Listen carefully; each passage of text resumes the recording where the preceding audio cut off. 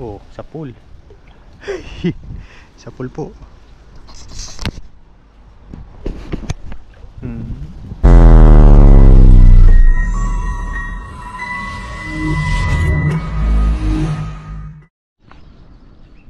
Ayun po mga kasang, isang magandang araw po sa inyong lahat, sa atin lahat. Sa video po natin ngayon ay nandito po tayo muli sa pamamana. Yung ating pong gagawin ngayon o yung tiksay. Yan. Yan po siya. Yan, tatry po natin dito ulit. Low tide po tayo ngayon. Low tide po. Noong nakaraan po kasi pumunta tayo dito ay high tide, kaya mataas po yung tubig. Abot po yan dun hanggang dun sa ano. Kaya hindi po tayo gaano makakita ng tilapia o ng isda. May mga dalag din po kasi dito. Ayan, ito po ay karugtong ng dagat. Kaya kapag po naglo-low tide, yan mababa po ang tubig. Pag naman po high tide ay mataas po. Yan, abang-abang lang po tayo dito.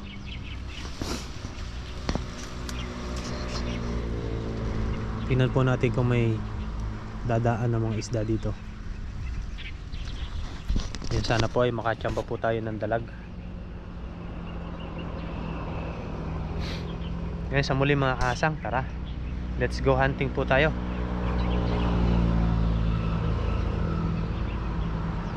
Maraming salamat po sa inyong lahat sa walang sawang suporta sa ating munting channel. Ayan, happy 4,000 subscriber po. Thank you very much po. Ayan, tuloy-tuloy lang po tayo sa ating mga ginagawang content. Hindi man po tayo makapag-upload araw-araw, ituloy-tuloy pa rin po yung ating paggagawa. Yan, tuloy-tuloy lang tayo mga kahasang. Abang-abang lang po tayo dito para pong may ay bumalik. Sayang. Sige lang po natin dito sa ulo natin yung camera.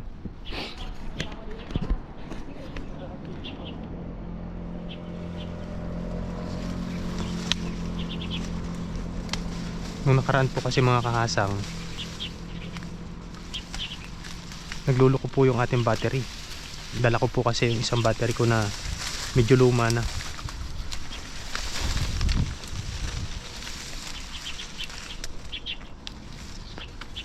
Kaya hindi tayo gaano putol-putol po yung kuha natin ng video.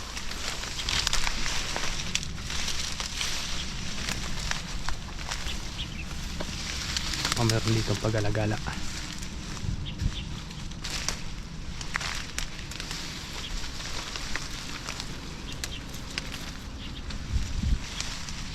Walang po tayo ng pang ulam-ulam, pang stock.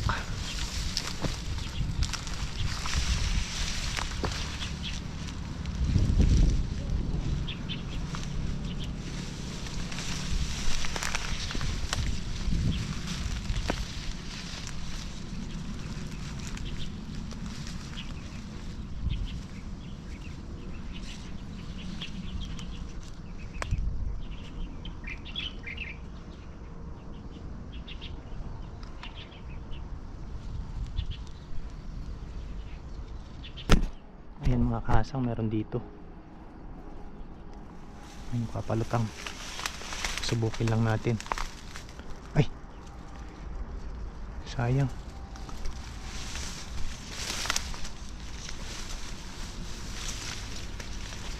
Dito lang sila.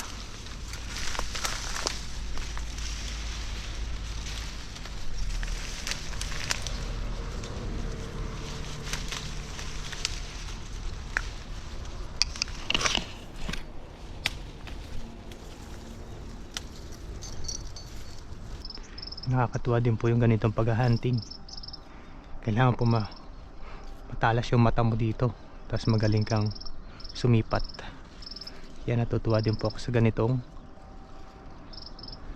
ganitong klase ng pangingisda.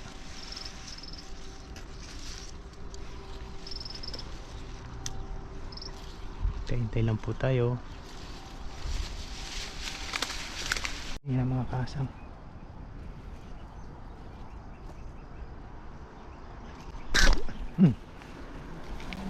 Tinamaan ba? Sa pool po. Sa pool mga kasang. Di ba? Dadaan at dadaan yan eh. Yes sir. Oh, grabe tawa, hindi na nakapalag. Yan, nakaisa po tayo. Yan, good size. Okay. Dito lang po yung camera natin sa ulo. Kaya pala hindi na nakapalag eh.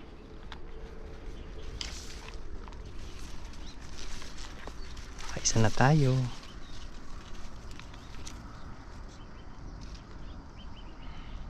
Diba? Nakakatuwa mag-hunting. Malalaman mo din po kasi yung site ng iyong pana kung saan mo sisipatin.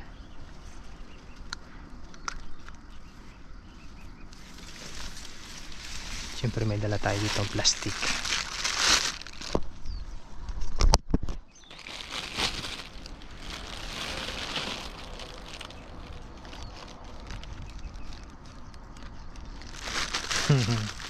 Hindi na siya nakapalag.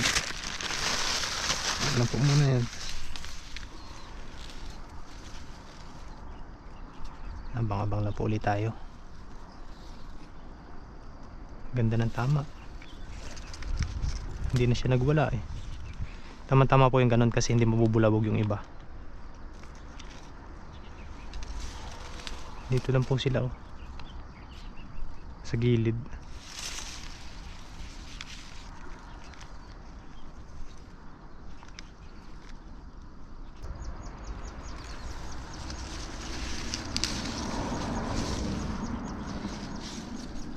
Malalim kasi itong area na to.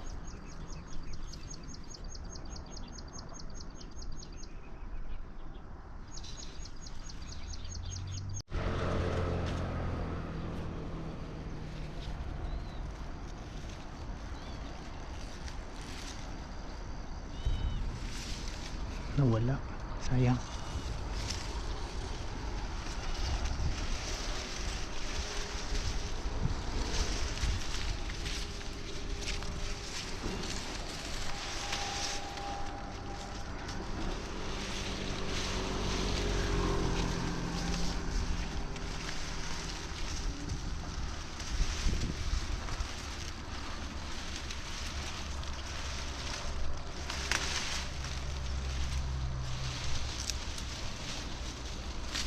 Sayang, laki. Umalis agad.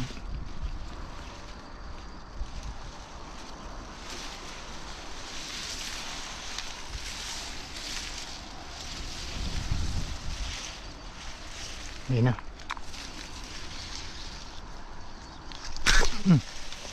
Sa pool. Kala ko makakawala pa eh. Sa pool po. Uy, palag pa.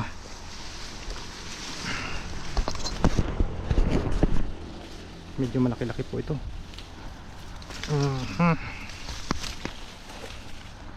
Diba?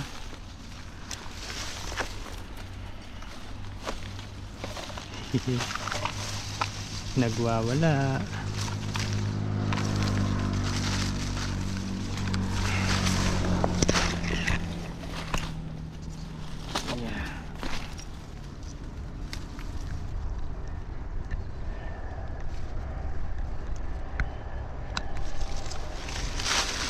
Diretso na po natin dito sa plastic. Okay. Dalawa. Dalawa na po tayo.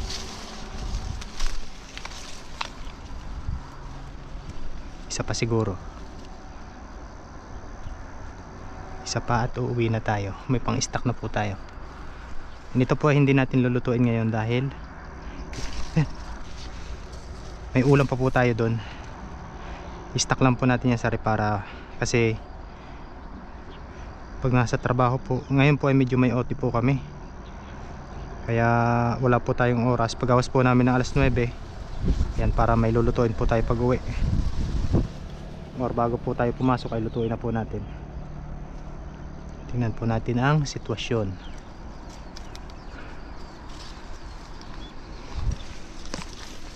Isa pa siguro. Ganda po talaga dito mag-hunting pag ganitong low tide. Yan yung pong sa may tulay na yan, kabila po niyan dagat na. Kaya po yung mga isda dito gumigilid-gilid lang kapag ganyan low tide. Pero pag high tide po ay mataas po ang tubig niyan.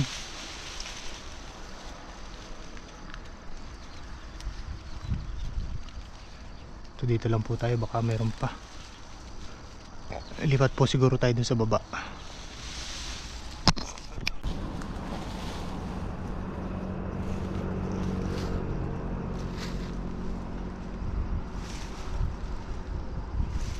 Marami din po kasi naghahunting dito. Pinapana din nila mga Indonesian.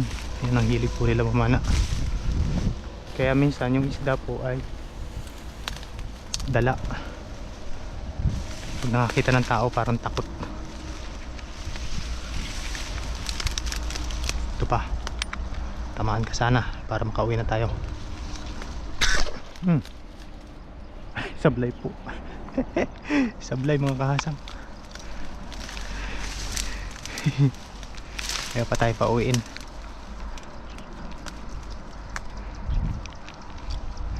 Gusto pa nilang mahunting sila. Dito lang sa mga tabi-tabi. Natutuwa po kasi ako dito sa ganitong gawain kasi pag tinamaan po, hihilahin mo na lang.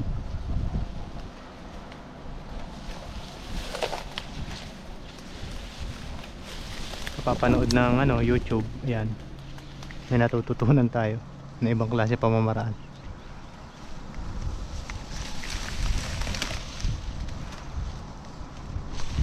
Nasa mababaw lang. Ayan, dito sa may baba.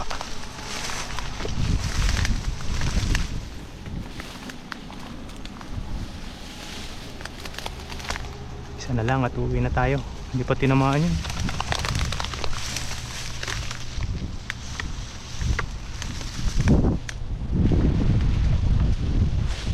Yung isang piraso naman po niyan ay isang ulam na po, kaya matatagalan po bago natin maubos.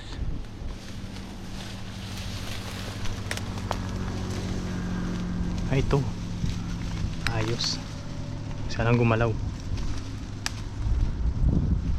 Dito lang po sa gilid.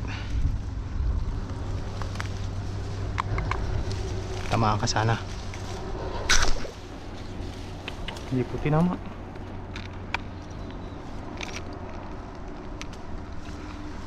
Ayaw pa talaga tayong pauwiin.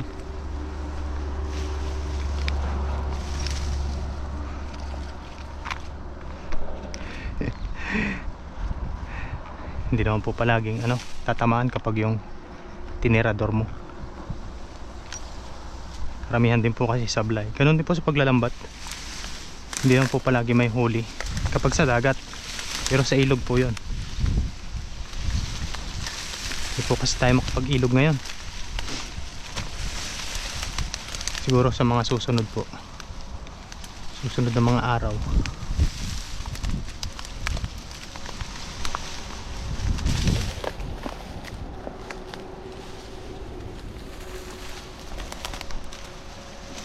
Maganda yung pwestuhan nila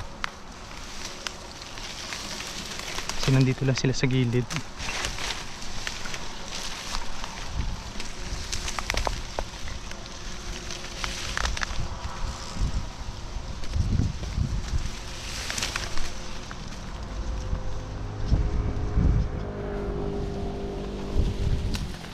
Pero pag wala na tayong tinamaan, uwi na rin po tayo. Pa-high tide na rin po kasi yan. Mabilis po dito ang high tide. Pag high tide naman po, wala po tayong makikitang isda dito dahil malalim.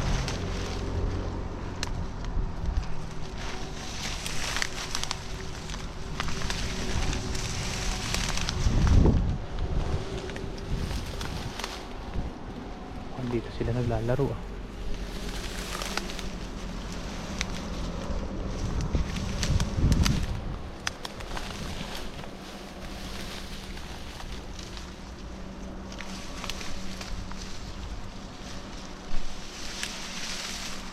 Yun, laki. Tamaan sana. Hindi tinamaan.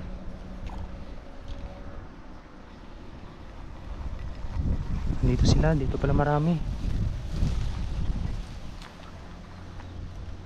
Dito po sila marami. Medyo malalim po kasi itong area na to.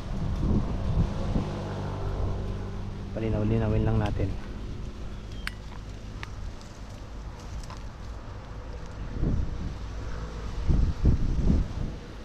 Ayan o.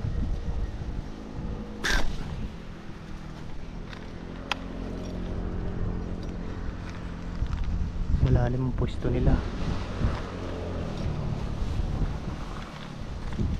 Kahuli na tayo niyan dito mga kahasang. Paano po sila? Mabait.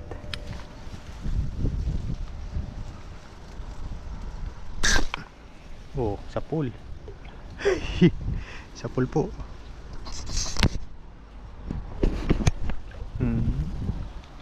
Uwi na tayo. Hehe, hehe. Dalawa yata tinamaan. Isa lang. Okay na yan.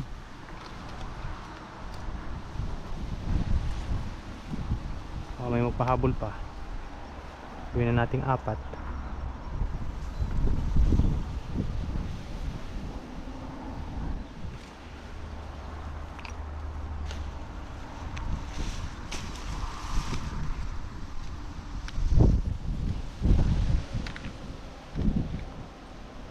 Wala na yata.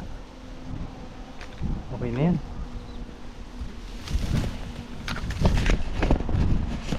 Yan, tara mga kasang. Uwi na rin po tayo. Balikan lang po natin yung isda ko doon sa plastic. Okay na po yung 3 piraso. Dito pala marami. Doon po sa taas wala po gaano kasi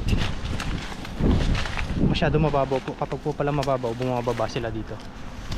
Kaya sa susunod alam na po natin.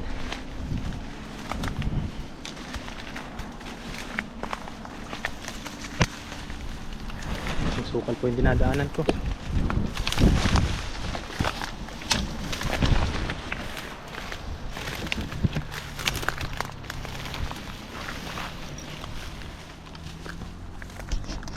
Ito pala magandang pwesto.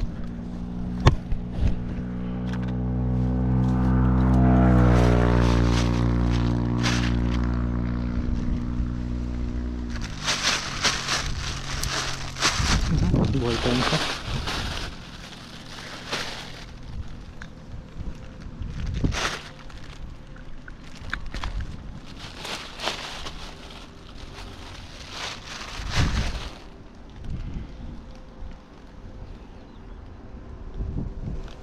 Ayos, 3.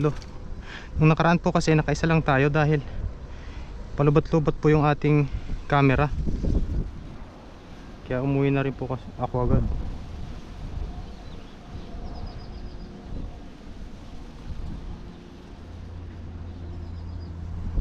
Pag ganito pong mainit na ay naglalabasan na po talaga yan.